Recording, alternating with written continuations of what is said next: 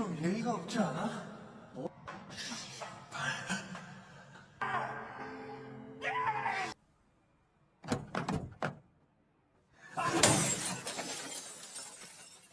아니 근데 나는 진짜로 돈만 받고 배달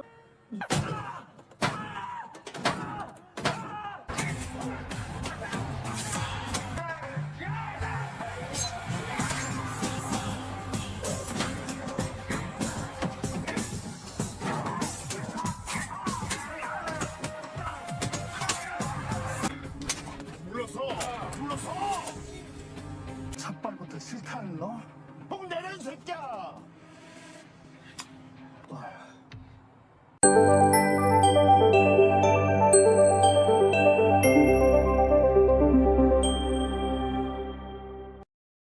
Annyeong, Singudeul.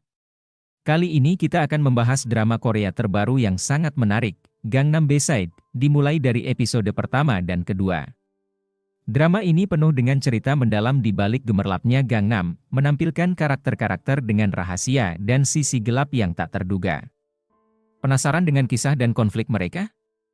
Yuk, kita simak lebih lanjut. Cerita dimulai ketika sekelompok polisi menggerebek sebuah klub malam, mencurigai adanya transaksi narkoba di sana. Namun, para polisi ini terbagi menjadi dua kubu, satu kubu ingin menangkap para pelaku, sementara yang lain justru berniat melindungi mereka. Di antara mereka, ada Kang Dong-woo, seorang polisi yang memiliki tekad kuat untuk memberantas peredaran narkoba. Dong-woo memasuki klub tersebut dan menangkap orang-orang yang dicurigai sebagai pengedar dan pengguna narkoba. Ketegangan meningkat ketika beberapa rekannya menentang tindakan Dong-woo dan memintanya untuk pergi dan melupakan apa yang terjadi. Namun, Dong-woo tetap teguh pada pendiriannya. Setelah memeriksa klub bersama rekannya, ia menemukan bukti narkoba yang ternyata terkait dengan rekannya di kepolisian, Kim Jang-ho.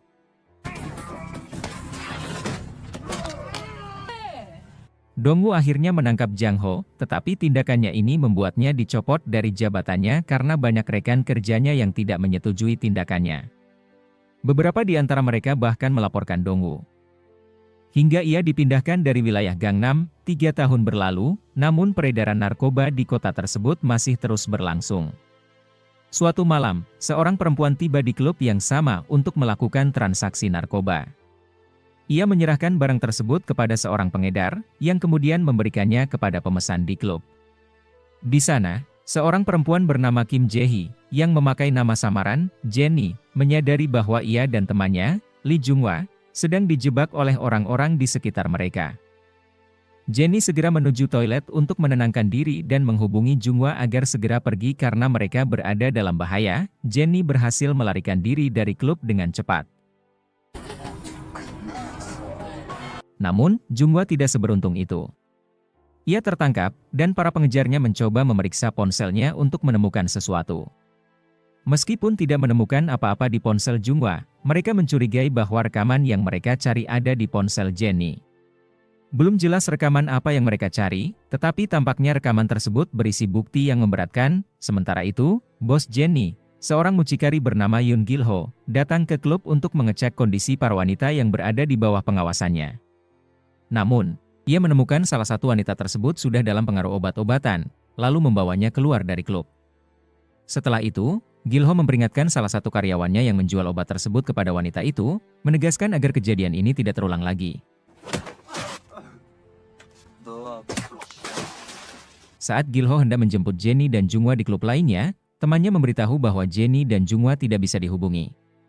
Mereka pun mulai mencari keberadaan Jenny yang terlihat melarikan diri dari klub. Sementara itu, untuk menjaga keamanan bukti rekaman video, Jenny menyimpan ponselnya di sebuah loker.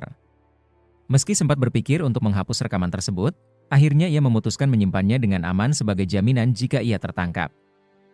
Di tempat lain, Jenny yang kembali ke markas mereka menduga bahwa yang datang adalah Jung-hwa.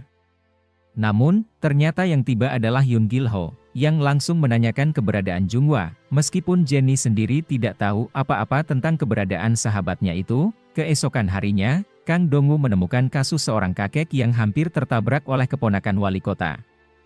Meskipun keponakan wali kota tersebut sedang mabuk, ada upaya untuk membebaskannya. Namun, Dong-woo yang menjunjung tinggi keadilan langsung memeriksa mobil pemuda tersebut dan menemukan narkoba di dalamnya. Tanpa ragu, ia memberikan pelajaran kepada pemuda yang bersikap arogan itu dan memerintahkan polisi untuk membawa dia dan pacarnya ke kantor polisi sebagai barang bukti. 우리 스스로 같이 수갑차고 싶지 않으면 제대로 위험했냐고. Atasannya yang terlibat tentu saja tidak terima, tetapi Dongwoo tak peduli. Tak lama kemudian, komisaris polisi yang cukup dekat dengannya mendatangi Dongwoo dan memintanya untuk kembali bertugas di Gangnam untuk menangani kasus lama yang pernah ia tangani. Awalnya, Dongwoo menolak, tetapi setelah mendapat nasihat dari komisaris Yoon, yang menjelaskan betapa pentingnya kasus ini, Dongwoo akhirnya setuju dan mulai menyelidiki kasus orang hilang di Gangnam. Salah satu petunjuknya adalah video yang menampilkan Jae-hee, yang sebenarnya sedang bersembunyi. Namun dianggap hilang. Di tengah penyelidikannya, Dongwoo menerima telepon dari dokter yang menangani anaknya dan diminta untuk bertemu. Anaknya, Kang Ye-soo, membutuhkan perawatan psikiatris karena pernah mencoba mengakhiri hidupnya. Situasi menjadi semakin berat bagi Dongwoo ketika ia mengetahui bahwa Ye-soo memiliki tato bergambar wajah perempuan yang sedih, yang mengingatkannya pada masa lalunya. Selain itu, hubungan Dongwoo dengan istrinya juga kurang harmonis. Keduanya sibuk dengan pekerjaan masing-masing, sehingga anak mereka merasa kurang mendapat perhatian. Bahkan, istrinya sering menuduh Dongwoo tidak peduli pada anak mereka, yang menjadi salah satu penyebab Ye-soo merasa terabaikan dan mengalami gangguan emosional. Istri Dongwoo merasa bahwa apa yang menimpa anak mereka bukanlah kecelakaan biasa, melainkan akibat perundungan dari teman-teman Ye-soo yang diduga sengaja memanipulasi anak mereka. Karena itu, Dongwoo memutuskan untuk kembali menangani kasus ini, dengan harapan bisa menyelidiki lebih lanjut. Di sisi lain, Jennie merasa semakin panik karena Junghwa, sahabatnya, belum juga kembali. Yoon Gil-ho berusaha menenangkan Jennie, memintanya untuk tetap tinggal dan tidak bertindak gegabah. Ia juga melarang Jennie aktif di media sosial atau menggunakan ponsel, agar keberadaan mereka tidak terlacak saat Gil-ho mencari Junghwa. Keesokan harinya, Kang Dongwoo menjemput anaknya, Ye-soo, yang baru diizinkan pulang dari rumah sakit. Secara tiba-tiba, Ye-soo meminta ayahnya untuk mencari sahabatnya, Jennie. Ye-soo tahu bahwa Jennie dilaporkan hilang, dan hal ini membuatnya khawatir. Ia memohon kepada Dongwoo agar membantu mencari keberadaan Jennie. Namun, Dongwoo mengingatkan Ye-soo bahwa Jennie adalah orang yang dulu pernah menindasnya hingga menyebabkan Ye-soo mengalami tekanan emosional. Namun, Ye-soo membela Jennie, bersikeras bahwa Jennie tidak seperti yang dibicarakan orang lain, dan menyatakan bahwa kehadiran Jennie membantunya bertahan hidup. Dongwoo pun teringat pada pertemuan pertama dengan Jennie setahun sebelumnya, ketika Ye-soo memperkenalkannya. Saat itu, Ye-soo tengah membeli makanan dan meninggalkan Dongwoo dan Jennie berdua untuk berbicara. Dongwoo mencoba bersikap ramah, sementara Jennie sempat ingin meminta bantuan Dongwoo sebagai polisi. Namun, suasana menjadi tegang ketika Jennie merasa bahwa Dongwoo tidak benar-benar peduli pada Ye-soo. Hal ini memancing emosi Dongwoo yang akhirnya menuduh Jennie memanfaatkan anaknya. Jennie pun mengurungkan niatnya untuk meminta bantuan dan pergi, membuat Ye-soo khawatir sejak saat itu. Untuk memperdalam penyelidikannya, Dongwoo meminta bantuan rekannya untuk mencari tahu lebih lanjut tentang Jennie. Dari hasil penelusuran, diketahui bahwa Jennie pernah terlibat dalam beberapa kasus kriminal, termasuk terkait dengan jaringan situs web gelap. Teman Dongwoo juga menemukan rekaman CCTV yang menunjukkan Jennie di kamar mandi, terlihat memiliki tato serupa dengan yang dimiliki Ye-soo. Dalam rekaman tersebut, juga tampak sosok Yoon Gil-ho, yang mengingatkan Dongwoo pada pertemuan pertamanya dengan Gil-ho 3 tahun lalu. Saat itu, Dongwoo sedang berusaha menangkap sejumlah pelaku narkoba dan kekerasan di sebuah klub. Di sana, ia bertemu Yoon Gil-ho yang terlibat dalam perkelahian untuk melindungi gadis-gadis di bawah pengawasannya dari pengaruh obat-obatan. Namun, Gil-ho mengaku kepada Dongwoo bahwa dirinya hanyalah sopir yang mengantar pelanggan, bukan pelaku. Karena tidak menemukan bukti lain, Dongwoo akhirnya membiarkan Gil-ho pergi. Sayangnya, penyelidikan lebih lanjut tidak berjalan mudah. Kasus terkait sudah diserahkan kepada kejaksaan dan ditangani oleh seorang jaksa bernama Min Seo-jin. Situasi ini membuat akses Dongwoo terhadap informasi semakin terbatas, terutama karena jaksa Min Seo-jin terlibat dalam penanganan kasus tersebut yang tampaknya penuh dengan intrik dan batasan. Malam itu, Yoon Gil-ho berusaha mencari tahu keberadaan Junghwa, salah satu anak buahnya, yang diduga sedang ditahan oleh seseorang bernama Jun-soo. Setelah mendapatkan informasi tentang lokasi Junghwa, ia segera menuju hotel yang dimaksud. Ternyata, Junghwa dibawa ke hotel tersebut dan diarahkan ke sebuah kamar, di mana ada banyak pria di dalamnya. Di kamar itu, terdapat Junsu, seorang aktor terkenal yang juga terkenal dengan perilakunya yang buruk. Junsu dan teman-temannya tampak terlibat dalam pesta liar yang melibatkan narkoba, dan ketika Junghwa muncul di hadapan mereka, situasi berubah menjadi mengerikan. Junghwa, yang tidak berdaya, akhirnya menjadi korban kekerasan hingga kehilangan nyawanya. Ketika Gilho tiba di lokasi, ia menyadari bahwa sudah terlambat untuk menyelamatkan Junghwa. Tak lama kemudian, tim layanan pembersih datang ke hotel untuk merapikan kekacauan yang dibuat oleh Junsu, namun tubuh Junghwa tidak ditemukan di tempat kejadian, seolah-olah telah menghilang tanpa jejak.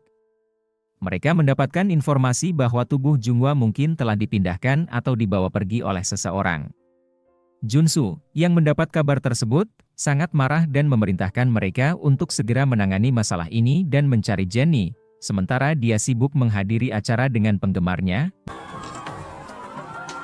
Beberapa waktu kemudian, seorang petugas kebersihan secara tidak sengaja menemukan tubuh Junghwa di dekat stasiun dan segera melaporkannya ke pihak berwenang. Sementara itu, Dongwoo, yang kini telah dipindahkan ke kantor baru, masih dianggap sebagai musuh oleh banyak rekan lamanya yang mendukung jaringan kriminal di sana. Karena tidak mendapatkan informasi apapun dari rekan-rekan polisinya, Dongwoo memutuskan untuk melakukan penyelidikan sendiri. Ia menghubungi mantan rekannya, Kim Jang-ho, yang kini menjalankan bisnis ilegal sebagai mucikari. Dongwoo meminta bantuan Jang-ho untuk mencari tahu lebih banyak tentang Yoon Gil-ho dan Kim Jae-hee. Jang-ho setuju karena diancam oleh Dongwoo yang memiliki catatan kejahatannya. Jang-ho mempertemukan Dongwoo dengan seorang kenalan yang mungkin memiliki informasi tentang mereka. Ketika ditunjukkan foto Gil-ho, orang tersebut mengaku mengenalnya, tetapi tidak mengetahui keberadaannya saat ini. Ia juga pernah mendengar nama Jenny, tetapi tidak pernah bertemu langsung. Di tempat lain, Dongwoo bertemu dengan Piki, salah satu anak buah Junsu yang pernah berurusan dengan Gil-ho. Piki memberitahu Gil-ho bahwa jika ia menyerahkan Jenny, ia akan mendapat bayaran besar dari Junsu. Gil-ho tampak tertarik dengan tawaran Piki, tetapi ingin berbicara langsung dengan Junsu terlebih dahulu. Ia pun meminta Piki untuk mengatur pertemuan tersebut, dan sebelum pergi, Gil-ho memberi sentuhan halus ke mobil Piki dengan tongkatnya. Piki kemudian melaporkan kepada Junsu bahwa Gil-ho setuju untuk membawa Jenny, dan mereka pun merencanakan untuk menyingkirkan Gil-ho dan Jenny pada saat itu. Sementara itu, Jenny, atau Jae-hee, yang melihat berita tentang temannya Junghwa yang ditemukan tewas di stasiun, merasa sangat terpukul dan ketakutan. Tidak tahan dengan rasa takut dan kesedihan yang mendalam, ia memutuskan untuk meninggalkan tempat persembunyiannya. Di sisi lain, Jaksa Min Seo-jin tengah meninjau rekaman CCTV di stasiun, yang menunjukkan seseorang meninggalkan tubuh Junghwa di sana. Ternyata, pelaku tersebut adalah Yoon Gil-ho, yang terekam jelas di CCTV. Semakin memperkuat bukti keterlibatannya, Jaksa Min Seo-jin melaporkan kecurigaannya tentang keterlibatan Yoon Gil-ho dalam kasus Junghwa kepada atasannya. Meski bukti yang ada belum cukup kuat, atasannya malah mendorongnya untuk menjadikan Gil-ho sebagai tersangka utama demi menutup kasus ini dengan cepat. Jaksa Seo-jin, baik karena alasan karir maupun karena kebiasaannya dengan praktik-praktik kotor, akhirnya setuju. Mereka pun bekerja sama dengan Kapten Ju-yoon, yang juga mendukung keputusan ini meski bukti kuat belum ada. Di sisi lain, Junsu, sang aktor yang terlibat dalam skandal narkoba dan kekerasan, mendapat teguran keras dari temannya, Gangsu, karena telah melibatkan orang-orang yang dekat dengan Gil-ho. Gangsu menyadari bahwa rekaman yang dimiliki Jenny berpotensi besar mengungkap jaringan kejahatan mereka. Mereka segera berencana menemukan Jenny, karena rekaman itu dapat membongkar bisnis ilegal mereka yang terkait dengan web gelap. Sementara itu, ketika Gil-ho kembali ke tempat persembunyian Jenny, ia mendapati bahwa Jenny telah pergi. Piki, anak buah Junsu, memperingatkan Gil-ho untuk tetap membawa Jenny sesuai rencana malam itu. Di balik semua itu, Junsu ternyata memiliki koneksi dengan Kapten Ju-yoon, yang selama ini melindunginya dari masalah hukum. Kapten Ju-yoon memiliki hubungan saling menguntungkan dengan Junsu, karena Junsu membiayai pendidikan anaknya di luar negeri. Menyadari bahwa Yoon Gil-ho bisa menjadi ancaman, Junsu memutuskan untuk menyingkirkannya, malam itu dengan dukungan penuh dari Kapten Ju-yoon. Sementara itu, Dongwoo terus berupaya menggali informasi lebih dalam. Setelah meminta bantuan beberapa rekan Jang Ho yang berpura-pura memesan wanita yang bekerja untuk Gil Ho, salah satu dari mereka berhasil mendapatkan informasi mengenai keberadaan Gil Ho. Saat ini, Gil Ho sedang diburu oleh Piki, yang merencanakan untuk menghabisinya di suatu tempat. Setelah memperoleh lokasi tersebut, Dongwoo segera menuju ke sana bersama Jang Ho. Di tempat lain, Gil Ho tiba di lokasi pertemuannya dengan Junsu dan Piki. Namun, Gil Ho tidak bisa memenuhi kesepakatan itu karena ia datang sendiri tanpa membawa Jenny. Merasa kesal, Piki marah kepada Gil Ho dan mengungkapkan bahwa alasan utama mereka mengejar Junghwa dan Jenny adalah untuk mendapatkan video penting yang ada di ponsel Jenny. Mendengar ini, Gil Ho baru memahami alasan sebenarnya di balik serangan terhadap Junghwa dan pengejaran terhadap Jenny. Tak lama kemudian, Piki dan beberapa anak buahnya menyerang Gil Ho. Kapten Juyun, yang bekerja sama dengan jaksa, lalu menghubungi jaksa Seojin untuk memastikan bahwa Gil Ho akan dijadikan kambing hitam dan ditetapkan sebagai tersangka utama. Mereka berencana menutup kasus ini dengan cepat dengan menjadikan Gil Ho sebagai pelaku, meskipun kebenaran kasus tersebut masih samar. Setelah berhasil mengalahkan anak buah Junsu, Yoon Gil Ho melanjutkan perjalanannya untuk menemui Junsu. Namun, Junsu masih memiliki banyak pengikut yang siap melawan Gil Ho, meski Gil Ho bisa bertahan untuk sementara waktu. Ketika situasi semakin genting, Kang Dongwoo muncul secara tiba-tiba dan menyelamatkan Gil Ho, memaksanya masuk ke mobil dan melarikan diri. Meskipun Gil Ho tidak yakin apakah Dongwoo benar-benar berpihak padanya, ia tidak punya pilihan selain mengikuti instruksi Dongwoo untuk segera pergi. Di tempat lain, Junsu bertemu dengan temannya, Gangsu, yang tidak mencurigai apapun. Mereka berencana minum bersama, tetapi suasana berubah ketika Junsu memberikan penghormatan terakhir kepada Gangsu.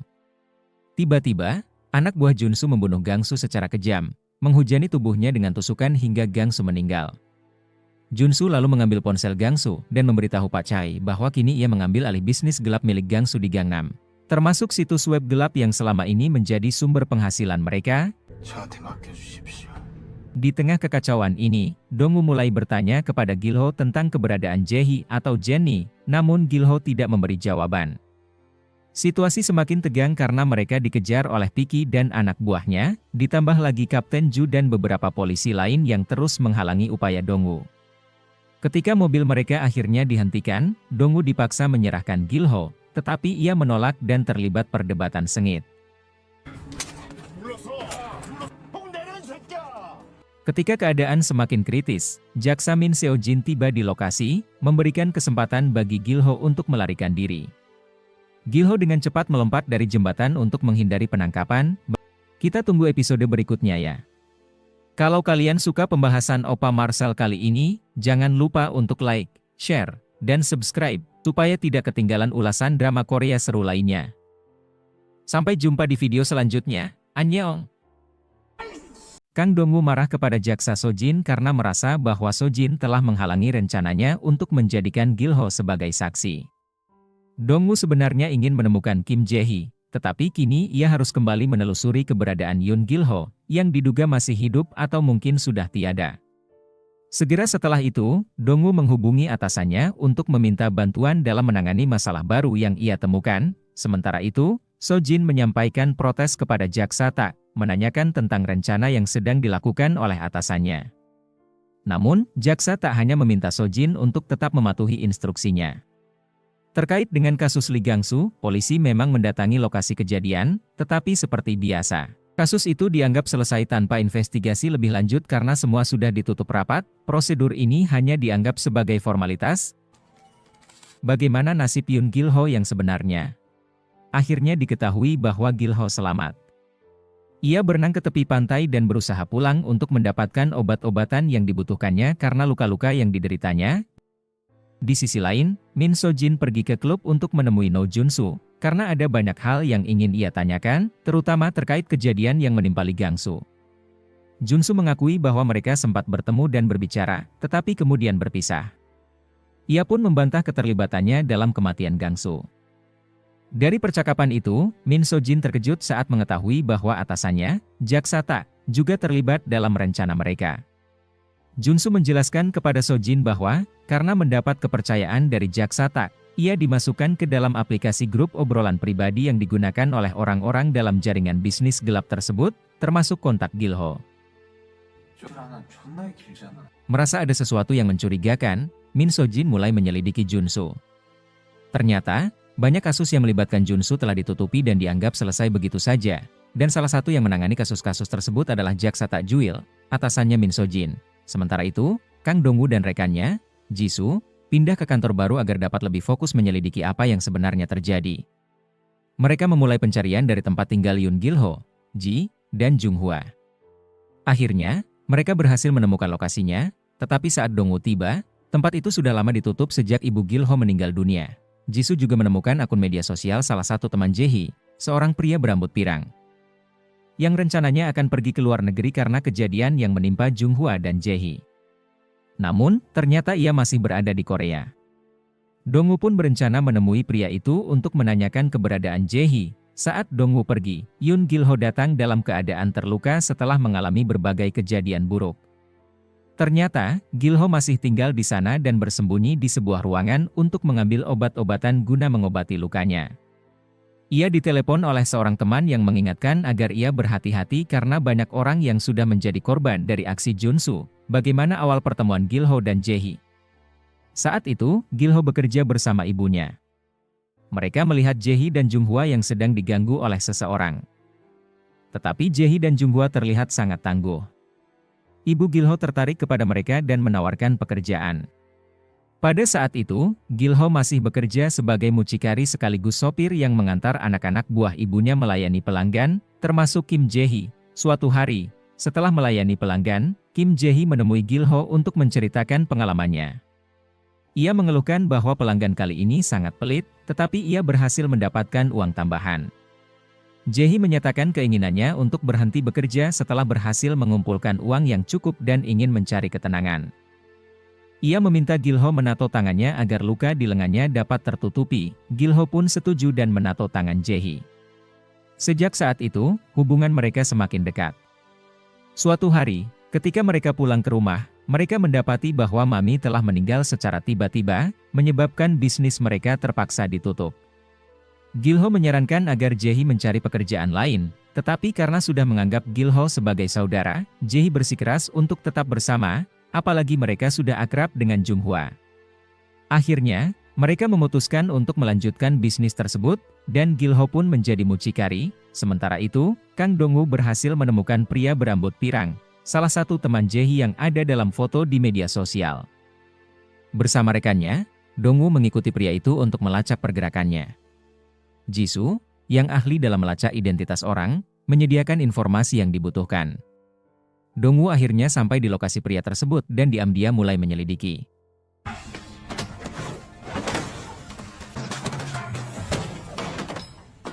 Ia memasuki sebuah ruangan yang tampak mencurigakan, tetapi pria berambut pirang itu segera menyadari kehadirannya dan berusaha melarikan diri. Namun, Dong-woo berhasil menangkapnya. Betapa terkejutnya ia saat mengetahui bahwa pria tersebut sedang mencoba merekam video tidak senonoh dengan seorang perempuan yang telah dibius. Mengetahui hal ini, Dong-woo segera menangkap pria itu, yang ternyata adalah rekan sesama polisi, Kapten Ju-yoon. Dong-woo langsung melaporkan kejadian tersebut. Min So-jin masih berupaya menyelidiki kasus ini, dimulai dari informasi bahwa Gil-ho pernah membawa tubuh Jung-hwa ke sebuah stasiun. So-jin pergi ke stasiun tersebut untuk mencari petunjuk. Di sana, ia melihat seorang perempuan, Jae-hee, yang sedang duduk di tempat di mana Gil-ho pernah meletakkan tubuh Jung-hwa. Saat mendengar So-jin berbicara melalui telepon tentang Jung-hwa, Jae-hee merasa takut dan segera pergi karena khawatir akan ditangkap. So-jin merasa ada sesuatu yang janggal dengan Jae-hee, terutama saat ia menemukan bunga yang tampaknya diletakkan untuk mengenang kepergian Jung-hwa. Akhirnya, pria berambut pirang dan Ju-yoon yang terlibat dalam kasus ini dibawa ke kantor polisi. Ketika diinterogasi oleh Dong-woo, Ju-yoon menolak menjawab pertanyaan, membuat Dong-woo emosi dan memukulnya. Selanjutnya, jaksa So-jin menemui Ju-yoon. Ju-yoon meminta bantuan So-jin dan mengaku bahwa ia hanya mengikuti perintah dari jaksa Tak. Ia juga meminta So-jin untuk menghubungi No Jun-soo, membuat So-jin terkejut karena menyadari bahwa mereka semua saling terkait. So-jin mulai merasa bahwa seluruh situasi ini sudah diatur oleh jaksa Tak. Keesokan harinya, Gil-ho pergi ke tempat Jun-soo untuk mencarinya, tetapi Jun-soo tidak ada di sana. Menyadari keberadaan Gil-ho, Piki segera melapor pada pihak berwenang, dan Junsu meminta polisi untuk mengamankan tempat tersebut. Gilho pun segera melarikan diri agar tidak tertangkap. Di sisi lain, Juyun tiba-tiba berubah pikiran dan memutuskan untuk menceritakan segalanya kepada Min Sojin pada keesokan harinya. Setelah itu, Jaksa Sojin menemui Kang Dongwoo untuk menyampaikan bahwa Juyun akan mengakui semuanya. Namun, Dongwoo masih belum sepenuhnya percaya pada Sojin karena menganggapnya sebagai bawahan Jaksa Tak. Ia kemudian menjelaskan mengapa ia terus mengejar Gilho. Ternyata, anaknya meminta Dongwoo mempertemukannya dengan Jae-hee jika ia ingin tetap hidup, sehingga ia harus menemukan keberadaan Jae-hee. Tak lama kemudian, Junsu menelepon Sojin dan memintanya datang ke klub untuk menangkap Gilho, dengan rencana memancingnya menggunakan seorang wanita. Sojin memberitahukan Junsu bahwa Juyun akan mengakui segalanya. Namun, Junsu dan Jaksa Tak ternyata memiliki rencana lain. Menurut Junsu, Juyun tidak akan mengaku karena hidupnya akan berakhir hari itu juga. Sojin terkejut dan segera meminta Junsu menghentikan rencana tersebut, tetapi ternyata sudah terlambat. Juyun telah meninggal dunia di penjara. Kematian ini adalah ulah Junsu, dan kini ia melanjutkan aksinya dengan menjebak Gilho. Ia mengaku telah menemukan Jae-hee dan menyuruh Gilho datang ke tempatnya, mengancam akan membunuh Jae-hee jika Gilho tidak menurutinya. Sojin yang mengetahui rencana tersebut segera memperingatkan Gilho dengan mengirim pesan. Perempuan yang disebut Junsu hanyalah tipuan untuk menjebak Gilho, bukan Jae-hee yang sebenarnya. Sojin kemudian memberitahu Gilho bahwa ia baru saja bertemu Jae-hee kemarin, sehingga mustahil perempuan yang dimaksud adalah Jae-hee. Ia meminta Gilho untuk tidak datang, karena Junsu hanya ingin menjebaknya. Meski demikian, Gilho tetap datang ke tempat tersebut. Sojin berusaha meyakinkannya bahwa semua ini hanya sandiwara Junsu.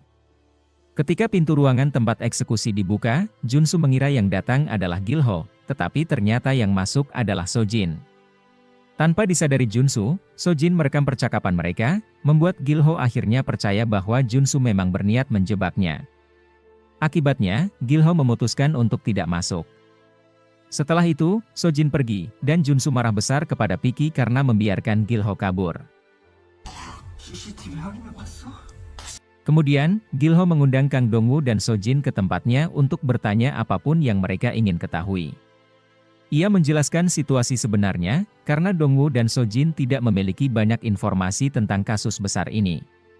Ternyata, Junsu mengincar Jae-hee demi mendapatkan video yang disimpan oleh Jae-hee. Meskipun isinya masih belum diketahui, keesokan harinya, Jae-hee bertemu dengan salah satu rekannya, Jinyong, yang juga merupakan anak dari Gilho.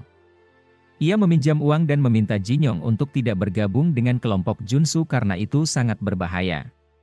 Namun, Jinyong bersikeras bahwa ia membutuhkan uang dan tidak punya pilihan lain. Min Sojin lalu berbicara dengan Dongwoo tentang rencananya untuk menjebak Jaksa Tak, atasannya. Mereka meminta bantuan atasan Dongwoo, meskipun awalnya ia ragu karena relasi Jaksa Tak sangat kuat. Namun, berkat desakan Sojin, atasan Dongwoo, Pak Komisaris, akhirnya setuju untuk membantu. Ia memperkenalkan seorang hakim yang langsung menginterogasi Gilho, menanyakan mengapa ia begitu yakin bahwa Junsu adalah dalang dari semua pembunuhan dan bagian dari rencana Jaksa Tak. Setelah itu, Dongwoo membawa Gilho ke tempat temannya, Kim Jang-ho, demi keamanannya. Jika Gilho tetap tinggal sendirian, ada kemungkinan ia akan diserang atau hilang akibat tindakan orang-orang Junsu. Di sisi lain, Jinyong tetap menemui Junsu dan akhirnya terpaksa membocorkan lokasi persembunyian temannya, Jungkwon, untuk mengancam agar Gilho datang menemuinya. Jinyong dan Jungkwon kemudian ditangkap dan disiksa oleh Piki dan anak buahnya.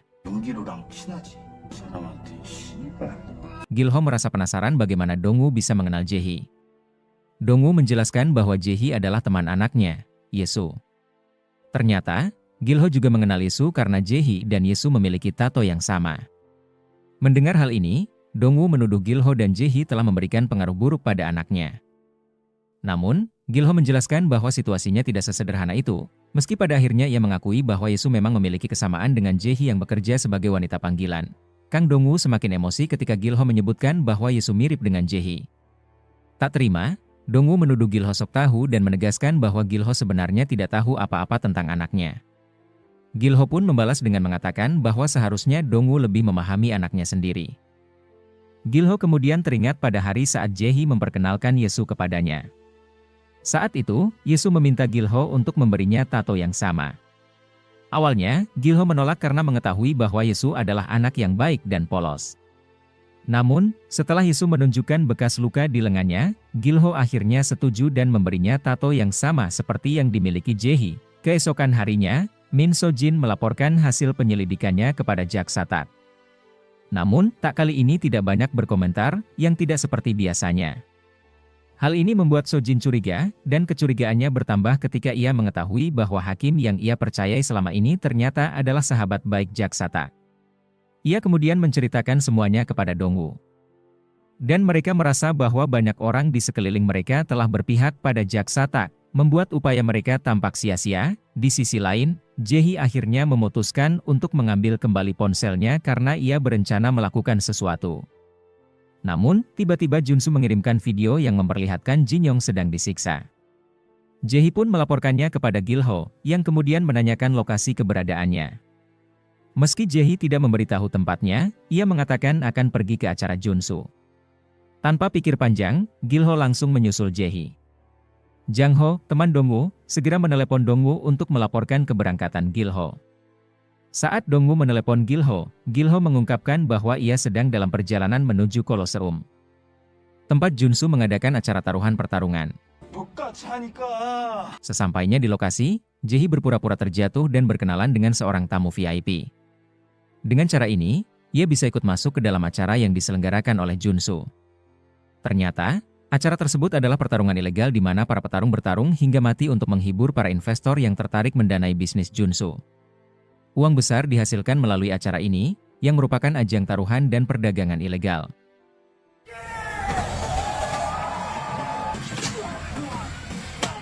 Sementara itu, Jae-hee berhasil menemukan Jin Yong dan berusaha membebaskannya, namun sayangnya ia ketahuan oleh Junsu. Salah satu anak buah Junsu melaporkan bahwa Jae-hee berada di tempat tersebut. Ternyata, video yang ada di ponsel Jae-hee telah dipindahkan ke tempat aman, yang membuat Junsu sangat marah. Ia kemudian menyiksa Jae-hee dan mengancam akan membunuhnya. Sebelum itu, ia membuat goresan di pipi Jae-hee untuk menunjukkan amarahnya, dan berencana mempertemukan Jae-hee dengan Gilho sebelum menghabisinya. Namun, tanpa disadari oleh Junsu dan timnya, Dong-woo, Jang Ho, dan tim polisi telah bersiap di luar untuk menggerebek tempat tersebut. Di sisi lain, Gilho menggunakan kesempatan saat salah satu petarung tewas di ring.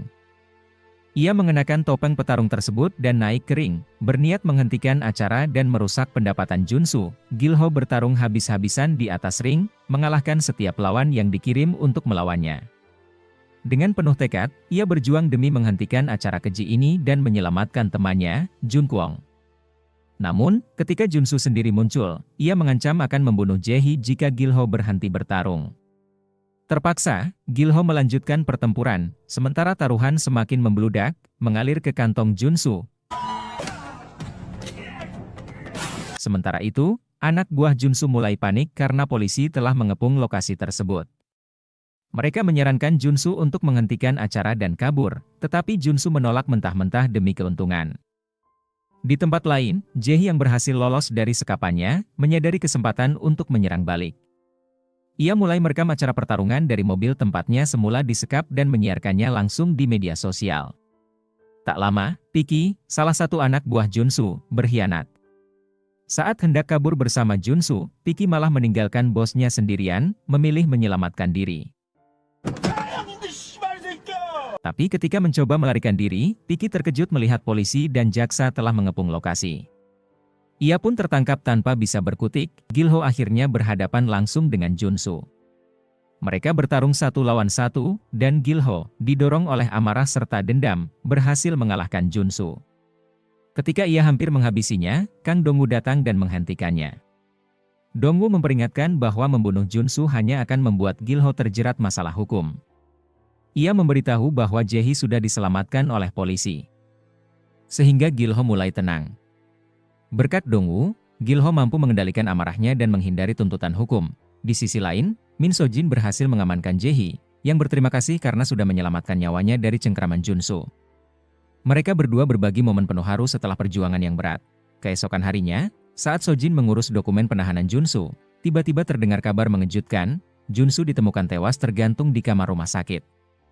Meski kasusnya dilabeli bunuh diri, So-jin mencium ada yang tidak beres. Ia menduga kuat bahwa kematian Junsu adalah ulah dari Jaksata. Penuh amarah, Sojin mendatangi atasannya, namun Jaksata hanya memperingatkannya agar tidak mencari masalah jika ingin tetap bekerja. Sojin menyadari bahwa ia belum cukup kuat untuk menghadapi atasannya dan memutuskan untuk menahan diri sementara.